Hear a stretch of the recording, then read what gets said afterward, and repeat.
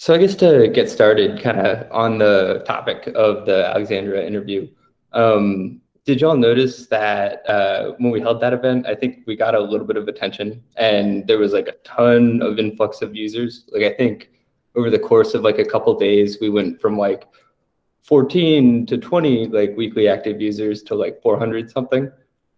And I think a lot of them were kind of the more like spammy variety, kind of creating content that, isn't necessarily like obviously bad, but would probably turn off like very serious scientific researchers who would want to attract to the site as new users.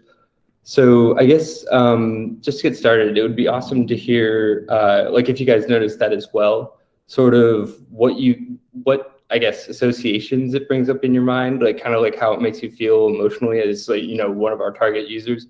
And then after kind of hear that out, I'd want to talk about some of the strategies we've mentioned internally of how we can maybe try and make this a little bit better.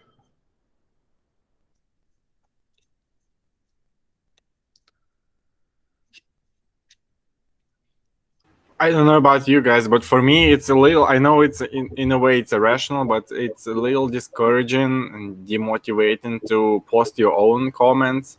Like because in the eyes of the general public, like if you're an active user of ResearchHub, and then the appearance of ResearchHub as like a place where people post spammy, like meaningless comments, right? That creates this little bit of shame, maybe, to post things in from your own persona, so to say.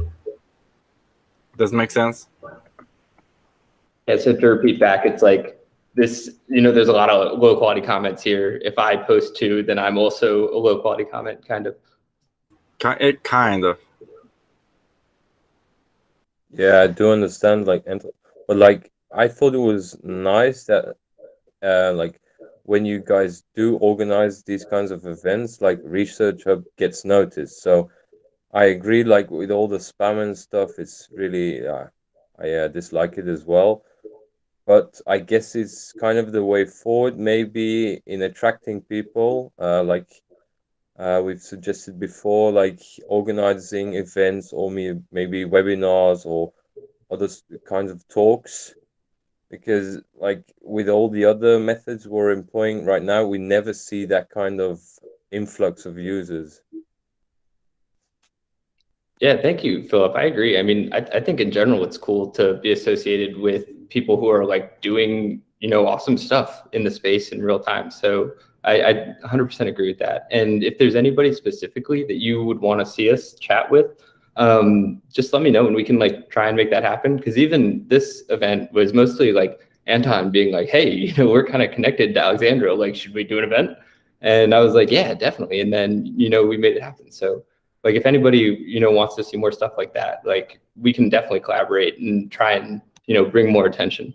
Yeah, thank you for mentioning that, and I agree that it probably is worth like the pros and the cons. The extra exposure is probably worth a little bit of like a stress test of spam coming to the platform.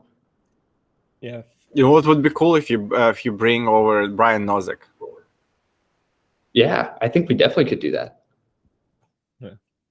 I think Philip, that's a good point too, because I mean, even when we were all in high school or middle school, remember how the teachers were all like, hey, don't use Wikipedia as a source, because it's not legit.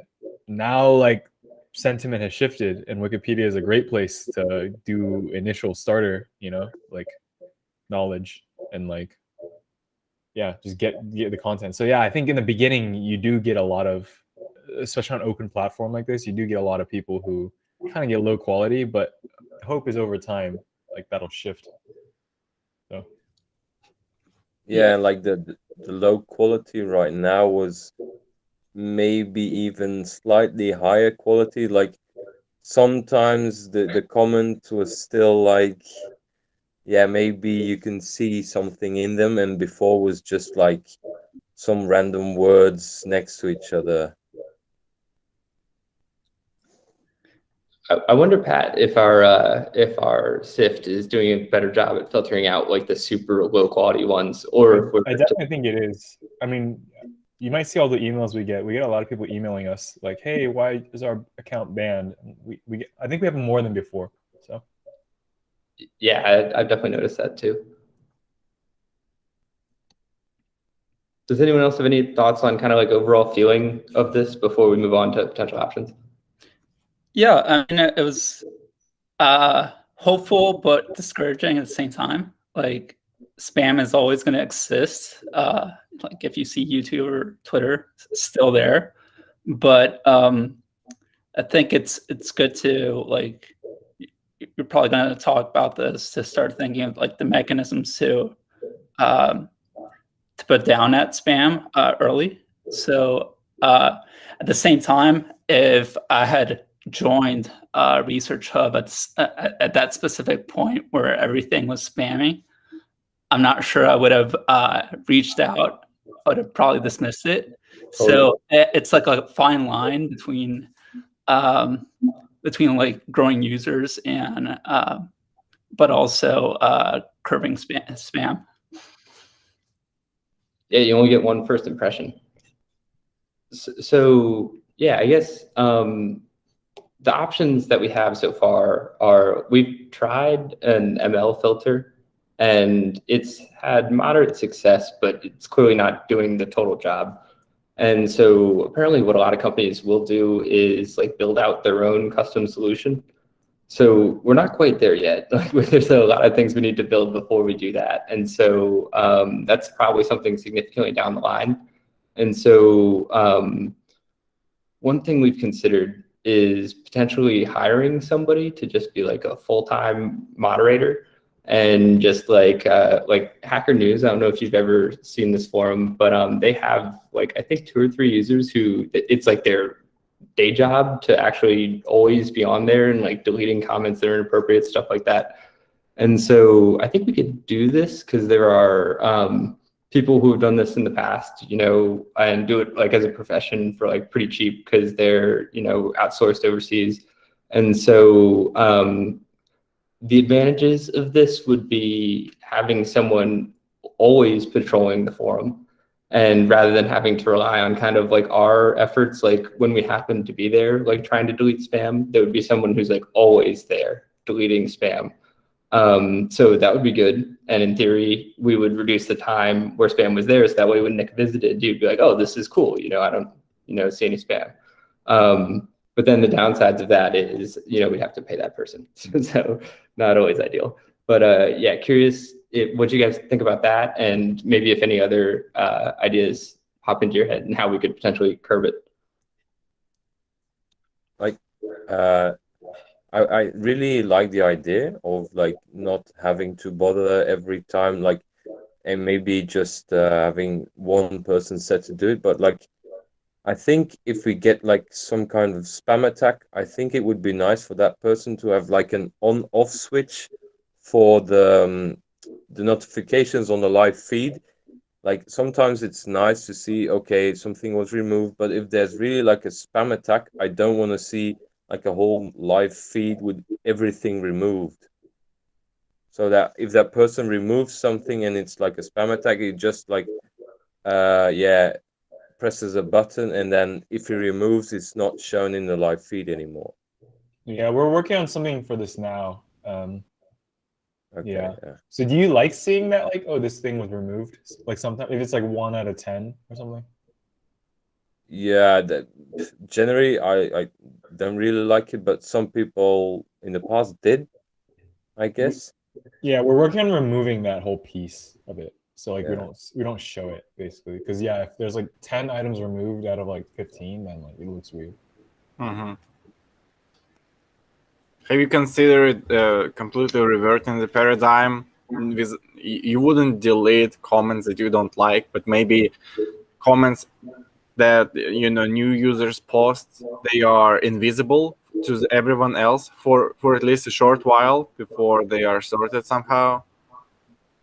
You know, what it creates is a situation where like some people are not, spammers. They get on the platform. They don't really know English or something. They got the gist. They want to participate. Their participation is not the most beautiful thing to witness, but you can still use them as, lurkers, basically. So they can still post comments. They will be either partially visible to other users or invisible at all, unless they have been, their comments have been upvoted by regulars or power users or the moderators, something like that. I mean, I think we've thought about that a little bit. I think it's hard because, especially if we don't have somebody who's doing this full time, and like going through every single piece of content. Like, I think it's tough unless that happens, then like, yeah, it's gonna be, because even if we put a time filter on it and like we just rely on, like us as a group doing that, I think a lot of stuff will still slip through. So yeah.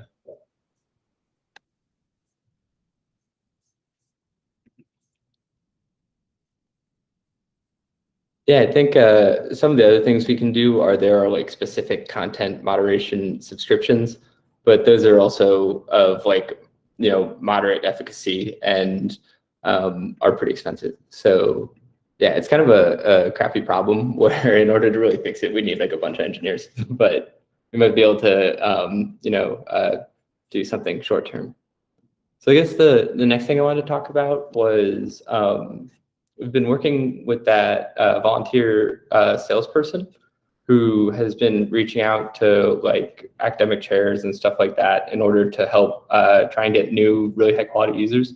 One thing they wanted to give a shot at was trying to set up partnerships with other like established companies where we could, in theory, help like get ResearchHub more exposure. One example of this is kind of what we're thinking about with OSF, where like if somebody posted a preprint, they'd be like, oh, hey, yeah, let me click the box to have this posted on ResearchHub, and then I'll earn some tokens or something. So Andrew asked for a list of potential companies that we could integrate with, and I have some thoughts of my own, but I figured I'd throw it to you guys to see like if there was anything that you thought that ResearchHub could plug into in order to like help provide value for users of another service.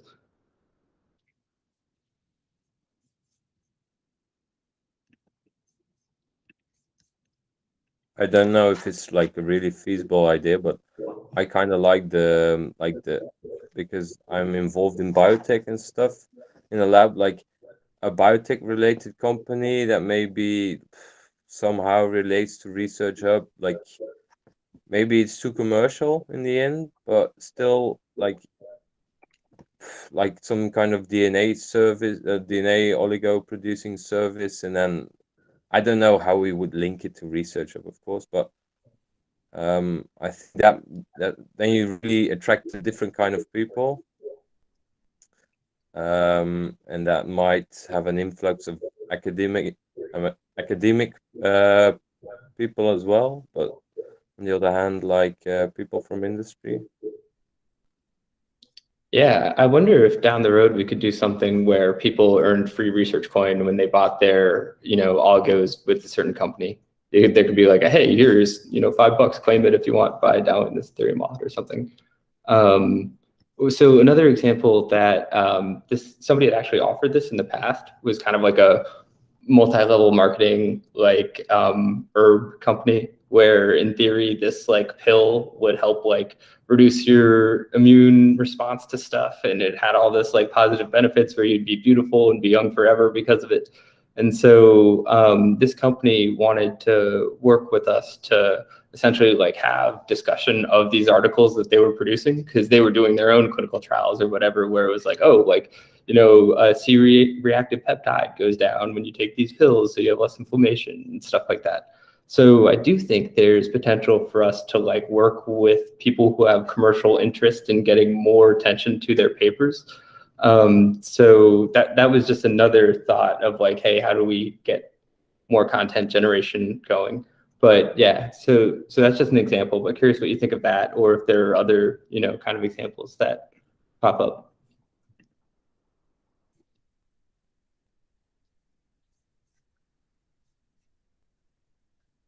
Have you considered working with bibliography editors like Zotero, Mendeley?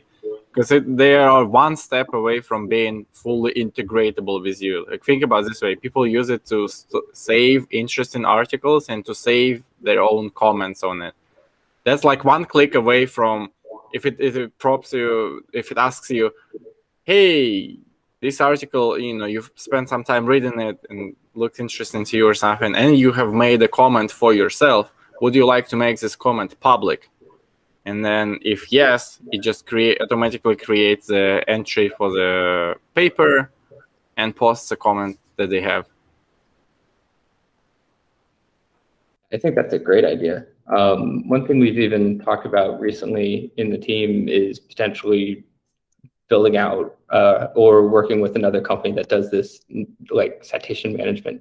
Because I agree, like some of the social features of like, oh, hey, I'd love to know like what's Nami been reading the past couple months. What's he been interested in? I think would be really cool. That's a great suggestion. I think we could definitely do something like that.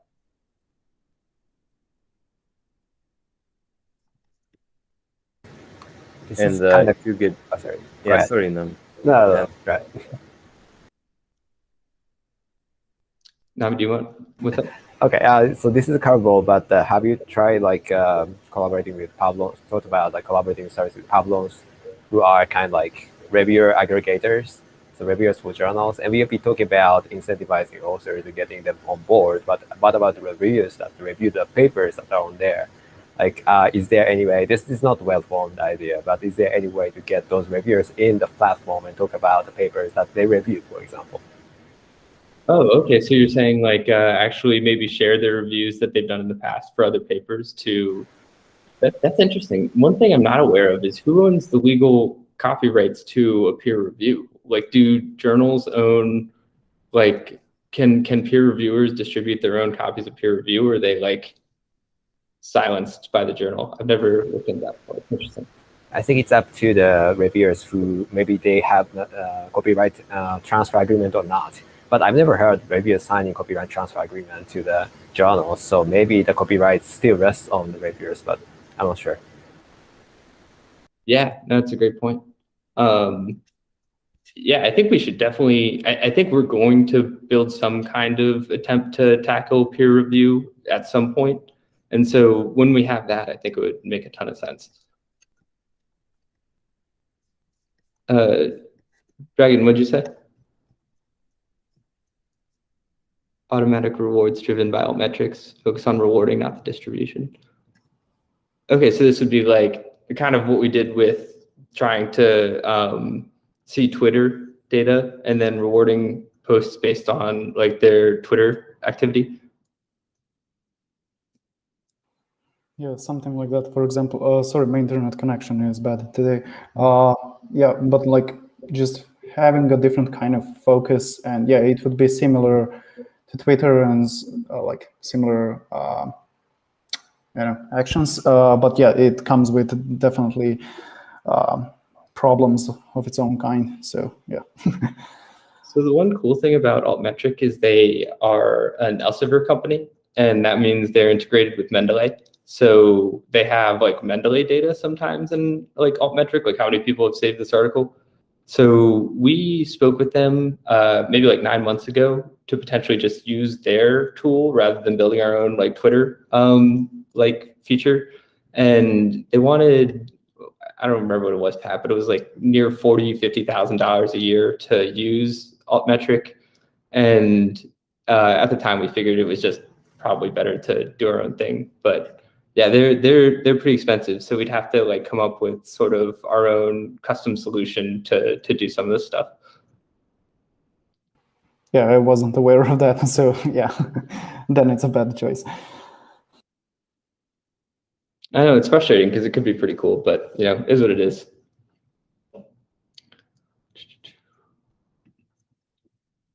Okay, cool. So I think this is a pretty good list to send over. Does anybody like have any other shots in the dark? One that I was thinking of was my girlfriend did like a 23andMe type like DNA thing, and they sent her a report where it's like, oh, here's all your like nucleotide polymorphisms or whatever.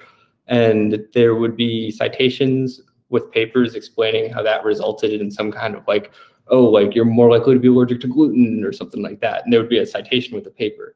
And so I was thinking like, it might be pretty cool to somehow get like people who are interested in their health, interested in this research, like paying money for some kind of service, to have those citations be linked to ResearchHub papers where there's actual discussion going on, where then somebody with a gluten allergy could be like, oh, I've had this experience, kind of like the one paper that we had where it was like mast cell, syndrome for COVID-19. There were a lot of like actual patients who were like commenting on it and sharing their experiences. So that was another idea. It was like the 23andMe type genetic data service to try and like talk to the authors that they've cited and get an open discussion going with patients. So yeah, maybe somewhat continued on that point, but what if ResearchHub isn't like a product-first company, but a service-first company? For example, that you're offering tools that other companies can use to build their own kind of economy, and basically they just use you to drive like everything technology-wise. So for example, I know if Archive, OSF, or whoever wants to integrate ResearchHub, they have some builder tools, and they just build the mechanics that they want for their website, and then just like use you as a service provider. I'm not sure if this made sense. So it kind of reminds me of Steemit. Like maybe 3 or 4 years ago, they made like a social token that could be plugged into any web app that, I forget what they called it. It was like the universal social token or something. But they basically tried to be like, if any forum wanted to plug into blockchain rewards, like you could do it easily. I could see that happening, but I think it would be like 15 years in the future once everybody who runs like Archive and bioRxiv and some of these like big scientific institutions are more familiar with tokens and comfortable with like having value being exchanged through them. Fair enough, definitely. Cool. So yeah, does anybody have any other ideas? We've got like 5 minutes left before, and I want to go over the results from last week. I was just thinking it would be cool if like we could somehow get like Archive or bioRxiv, some of these to like use us maybe as like a comment site or like a commenting platform where if they have a paper on their site, they can like click to find the mirror on ResearchHub with like discussion on it. I think OSF, they have like their own infrastructure that lets people create like their own archives. Like they have SciArchive, SOS Archive, and all of these are like under the OSF infrastructure. So since we're already kind of in talks with them, maybe we could try and get something like this going, and then maybe hopefully that could eventually snowball into like the really big archives like bioRxiv and regular Archive. Would be pretty cool, I think. But yeah, it's an awesome point. One thing that when I had coffee with Brian Nosek, he kind of floated to me as an idea would be like a preprint server where every preprint that was posted, it was earning tokens. And that way, in theory, his issue, and preprint servers in general, I've seen this, they just don't have a revenue model, so they can't pay for the server costs to host everything. And so I've seen even like Law Archive went out of service because like they can't afford the server costs. And so one thing we could do is just help them afford server costs, like help basically like supplement their server costs with RSC because they're sharing things, openly. So I think there's absolutely something there where it could be like branded and extended, 2 different fields that also wanted to have cheaper preprint servers. Yeah, like if we sort of experiment with the smaller archives that run under OSF, and it like shows that it's working and it's helping them generate revenue and keep the lights on, then maybe like the bigger servers would be interested as well. Yeah, it's an interesting idea. That's definitely, we could totally explore that. Okay, cool. Yeah, so for last week, Anton had 1 million comments again. I think it was something like 10 posts and 10 comments. And then Nick had 5 and 5. So I I think this is going pretty well so far, and unfortunately, we're sort of stuck in a holding pattern because we're waiting for RSC to be listed before like we can really totally scale this up big time. But an idea that I just had talking to Pat before this, and like Anton and Nicholas, this isn't necessarily like saying we like want you guys to do this. If you want to do, cool. But like we could, I think, find people who would be interested in helping us out here.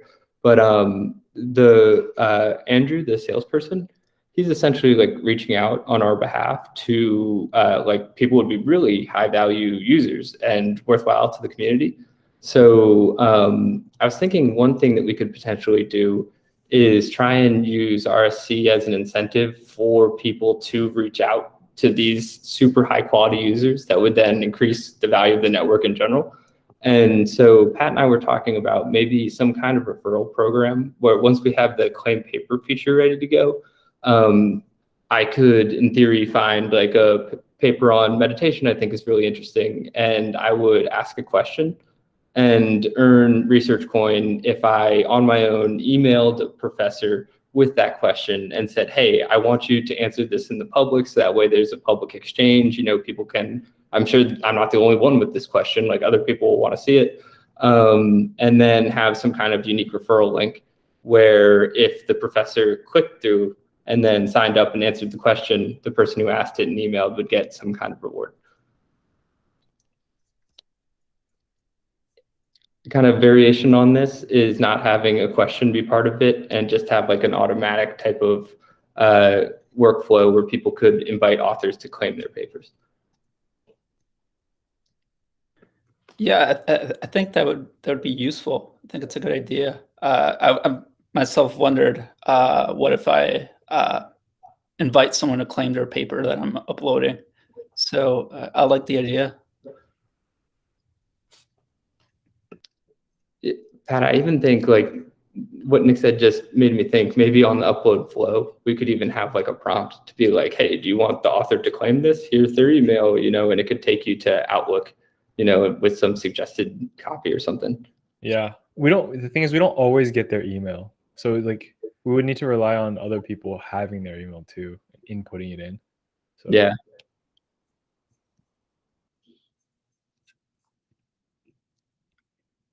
So that's kind of different than like the incentive side of thing. It's still an incentive, but less so pertaining to the content.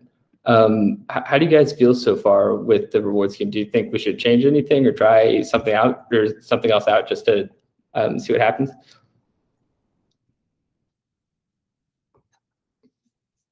Hard to say because we don't know what's the value of RSC, right?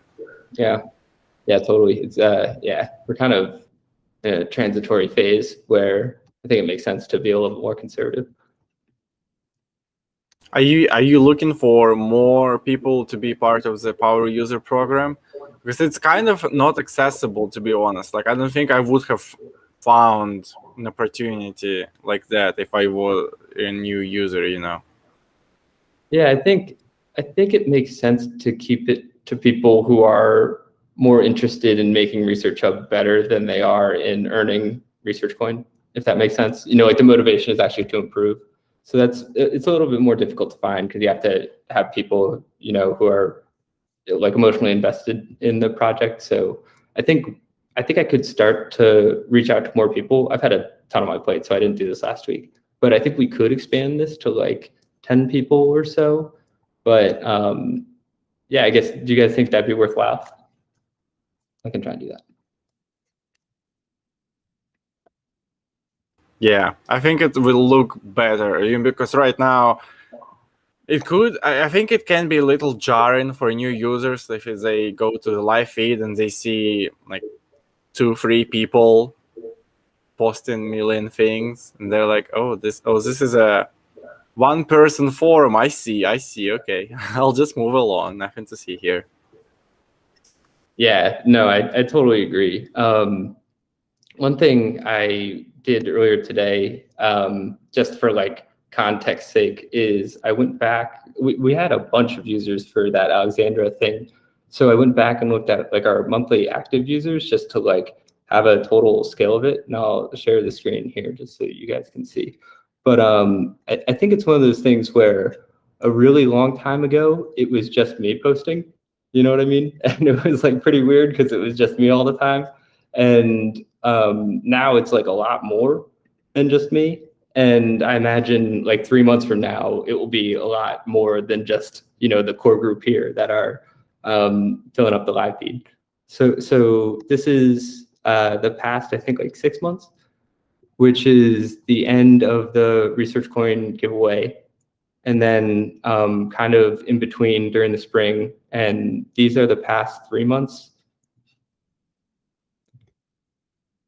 So I think we're headed at least in a decent direction.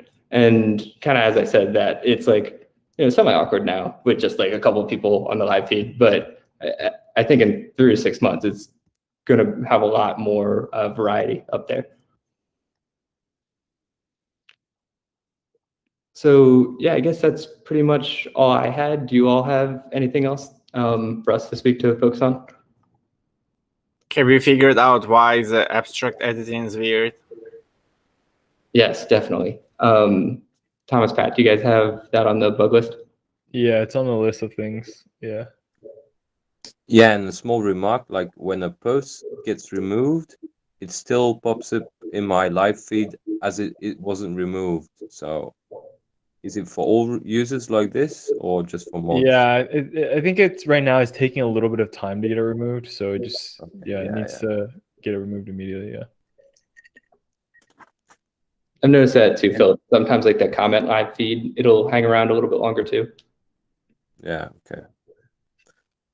And like I know Brian has been kind of against this, as you like talked us through before. But, like I would love to see like a really specific event, like because right now we like gained attraction because of the interview with Alexandra and stuff, and with the bio archive that would be nice. But sometimes it would also be nice to just have like a niche of people joining, just to get like multiple people maybe on one subject joining, and then getting more attraction, because like now sometimes we get some people, but then in the end it fades away because we don't have an upcoming event anymore.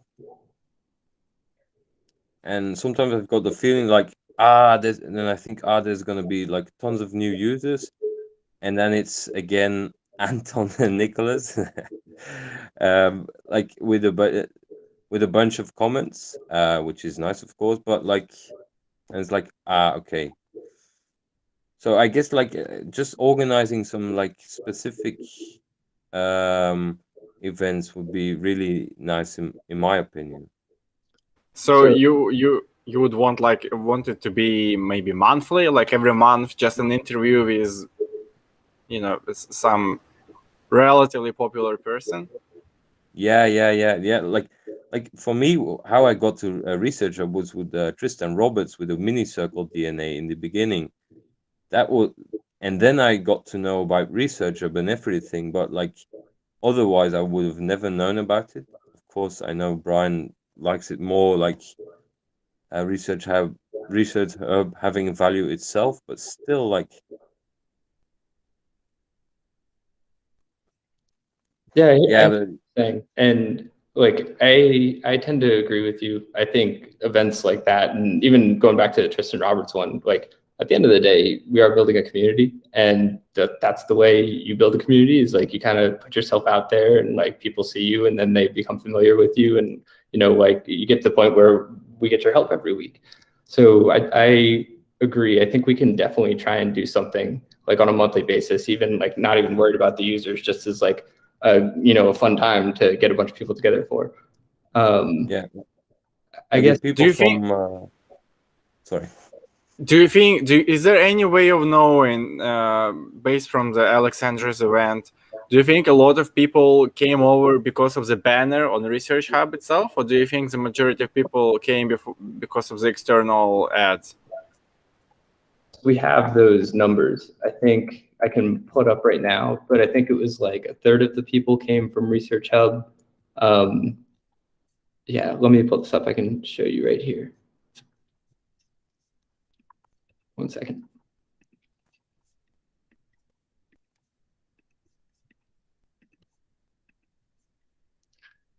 Yeah, so I'm not sure what direct counts as. That's like people went right to the URL in their browser. But normally that can happen sometimes coming from Reddit just based on the browsers that people use. So Reddit was decent. I posted in our Open Science and our SciHub. This is from our like banner browser from just pretty much like the 24 hours before. So 36 came from there.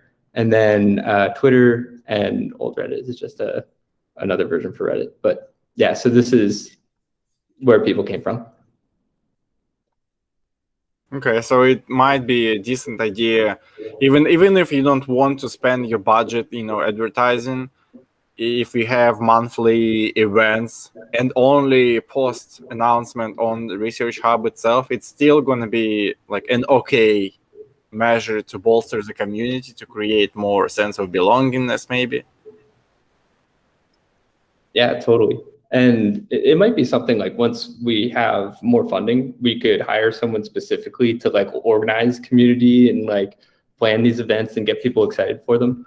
But it's at this point, it's tough because there's a lot of plates to keep in the air. But even this Alexandra event, it was great because, Anton like did a lot of the work, a lot of the legwork. So it was easy for us to kind of like put it together and advertise it and kind of leverage some of the things that we have. But yeah, I do think eventually having, it's just like any field in science, like having conferences is fun. You get to see your friends and like learn about new stuff. So I think we should definitely try and like sponsor the community aspect of that part of science. Ooh, hey, that actually, okay, I think you stumbled upon a gem of an idea. You could present yourself as a service that's more targeting the starting, like the beginning researchers, or like new researchers or whatever, who need who need to gain some traction, right? So you could maybe organize a student conference or something, kind of like virtual, and have the prizes or something. It doesn't matter if it's RSC or dollars or whatever, just something small and memorable, something. And that what's great is if you specifically target the starting the young researchers, they're not famous yet, right? So it will be easier to convince them to, it's not a waste of your time. And posters or short talks are not a lot of commitment. And if it's virtual, maybe in Gathertown or something, that would be fun. I think that's a genius idea. I think, I remember when I was an undergrad, like I did a poster session for my research and like nobody ever saw it. That thing's long gone. And so I think that people could definitely like put up the PDF of their posters. It kind of makes our new post feature work well. And it would get attention from like pretty much our target user base. So that's a really good idea. I'll think about that a little bit more and maybe touch base with you, Anton, because I think we could definitely do something there where there was some kind of contest that like the most upvoted paper or something, we had like some cool scientists watch their presentation and like give them feedback and stuff, something like that. Mm-hmm. I think the events thing has potential to like, it doesn't really need to be that big of an event or that famous of a speaker. You could just meet with a department at a university and talk to their non-tenured faculty to have an incentive to publish. Can you repeat that back for me one more time? So talking to the non-tenured faculty to like give them attention to their publications, like having them be right. speakers? So they may have publications. Like I know a ton of people are just teaching courses. They may have the research that they'll publish someday when they reach a certain status, but it's just sitting there. If they were to publish or even short posts on ResearchHub, I think that would be useful.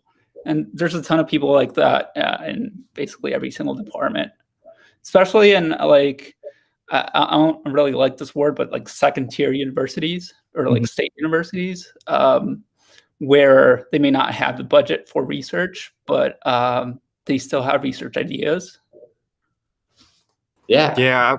Mhm. I absolutely agree. I think it's a brilliant pathway for ResearchHub. It's kind of like you're betting on a little bit of underdogs, like people who have research, but they maybe the results are not as not as enticing and they hoped, and they now feel unmotivated to write an entire manuscript about it, but they might be convinced to make a short poster or a short talk about it instead, right? So that's a way to kind of like scavenge or recycle your content that you have, but it's not in the right state for a publication, right? And there is a lot of stuff like that. Like everyone in academia has a desk full of stuff that never saw a light of day, and some of it has a lot of promise. It's just not quite there yet.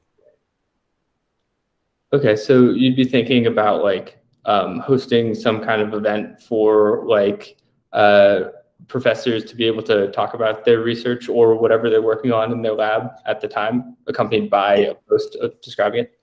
Yeah, kind of like low stakes type of thing. Like, yeah, it's like it would be a place to talk about some of the data you have, but it's not enough to make a definitive conclusion, but you would like to speculate and talk about it with other people, and full transparency. Yes, it's a speculation, but you still want to discuss it, right? Otherwise it's just sitting in your desk. So maybe stuff like that, more like an experimental not experimental in a non-scientific term. Yeah, I'm thinking back to a few months ago, I would go through our science and pick like the top papers of the month and then email their authors and ask if they want to do a live AMA. And we had like a pretty good response rate. Like it was like 1 out of 10 would be like, yeah, sure, I'll speak for an hour on this paper. And so it ends up being a lot of legwork. But at the time I was like, man, it'd be pretty cool if like anybody who was doing a journal club like also reached out to the author of the paper and was like, hey, we're doing a journal club. Like, do you want to record it and like answer some questions and then like we'll post it.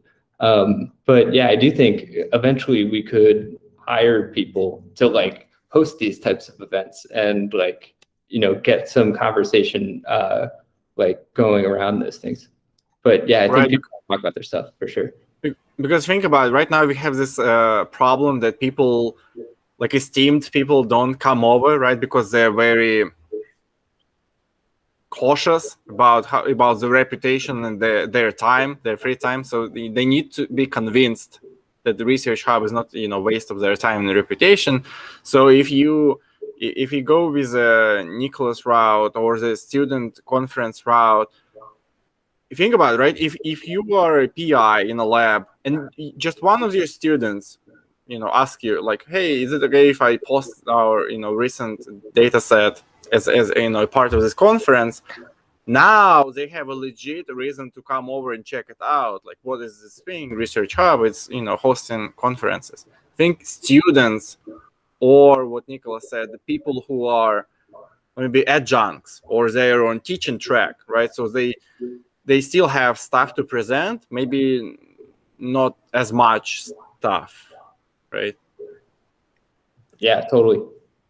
And that could definitely be pretty cool.